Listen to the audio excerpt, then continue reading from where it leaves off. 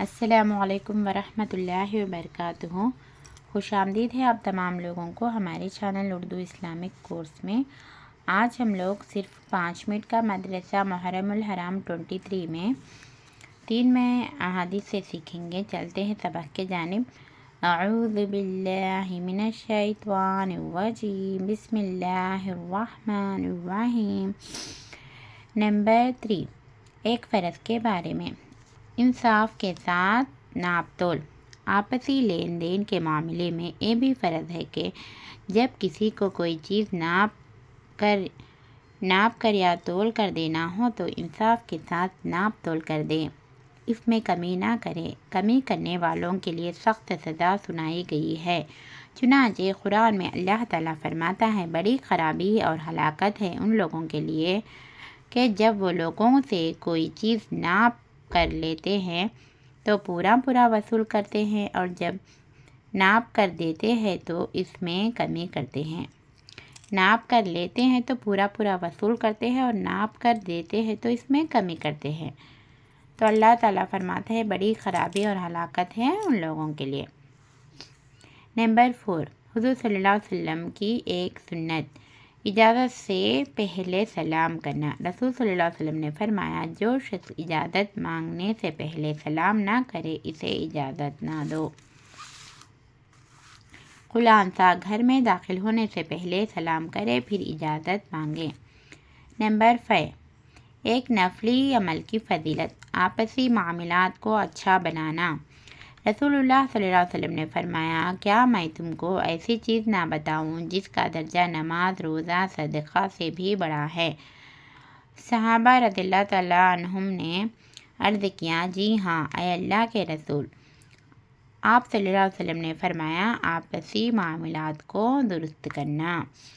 آپسی معاملات کو درست کرنا نماز، روزہ اور صدقہ سے بھی بڑا ہے۔ ابو داؤد کی روایت ہے یہ۔ نمبر 6، ایک گناہ کے بارے میں۔ وضو کر کے نماز پڑھو اور حلال مال صدقہ کرو۔ رسول اللہ صلی اللہ علیہ وسلم سے ارشاد فرمایا، بغیر وضو کے نماز قبول نہیں ہوتی، اسی طرح حرام مال سے صدقہ قبول نہیں ہوتی۔ نمبر 7، دنیا کے بارے میں۔ دکھاوے کا برا انجام۔ رسول اللہ صلی اللہ علیہ وسلم نے فرمایا، جس شخص نے دنیا میں لوگوں کو دکھانے کے لیے اچھا لباس پہنا، اللہ تعالیٰ قیامت کے دن اس کو ذلت کا لباس پہنا کر اس میں آگ بھڑکا دیں گے۔ نمبر 8، آخرت کے بارے میں۔ جنتی اللہ کا دیدار کریں گے۔ رسول اللہ صلی اللہ علیہ وسلم نے چاندنی رات میں چاند کو دیکھا اور فرمایا، تم اپنے رب کو اسی طرح دیکھو گے جیسا اس چاند کو دیکھ رہے ہیں۔ نمبر 9، قرآن اور طب نبوی سے علاج۔ سرکے سے پھوڑے اور دانے کا علاج۔ حضرت ام ہانی رضی اللہ تعالیٰ عنہا فرماتی ہے، ہمارے گھر رسول اللہ صلی اللہ علیہ وسلم تشریف لائے اور پوچھا کہ کیا تمہارے پاس کھانے کے لیے کچھ ہے؟ میں نے کہا، نہیں، البتہ باسی روٹی اور سرکہ ہے۔ فرمایا، اسے لے آؤ، وہ گھر سالن سے کبھی خالی نہیں ہوگا جس میں سرکہ موجود ہے۔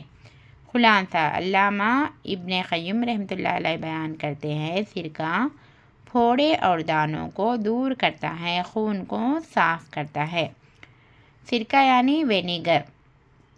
بہترین سرکہ وہ ہے جو کھجور کا سرکہ ہے، یعنی وینیگر ہے جو کھجور کا سرکہ بولے تو کھجور کا سرکہ استعمال کرنا بہتر ہے۔ بہترین سرکہ ہے کھجور کا سرکہ۔ اس کو سرکے کو یعنی وینیگر کو ڈائریکٹ استعمال نہیں کرنا، اس کو پانی میں 1 چمچہ ملا کر استعمال کرنا ہے، جس سے اس سرکہ کا استعمال کرنے سے گیس کم ہوتی اور پھوڑے دانے کو دور ہوتا، خون کو صاف ہوتا، بہت سارے بیماریاں شفا ہوتے سرکہ کا استعمال کرنے۔ ڈائریکٹ استعمال نہیں کرنا، اس کو پانی میں ملا کر استعمال کرنا ہے۔ نمبر 10، قرآن کی نصیحت۔ قرآن میں اللہ تعالیٰ فرماتا ہے جو لوگ اللہ کی راہ میں خرچ کرتے ہیں پھر خرچ کرنے کے بعد نہ تو احسان جتاتے ہیں اور نہ تکلیف پہنچاتے ہیں، ایسے لوگوں کا ثواب ان کے رب کے یہاں محفوظ ہے اور قیامت کے دن ان کو کسی قسم کی خوف اور غم نہ ہوگا۔ صرف 5 منٹ کا مدرسہ محرم الحرام 23 کمپلیٹ ہو چکا۔ آپ لوگ ہمارے چینل اردو اسلامک کورس میں دینی معلومات کو حاصل کر رہے ہیں۔ اگر آپ لوگ ہمارے چینل کو سبسکرائب نہیں کر لیے تو سبسکرائب کر لیجئے، لائک اور شیئر کرنا نہ بھولیے۔ السلام علیکم ورحمۃ اللہ وبرکاتہ۔ اللہ حافظ۔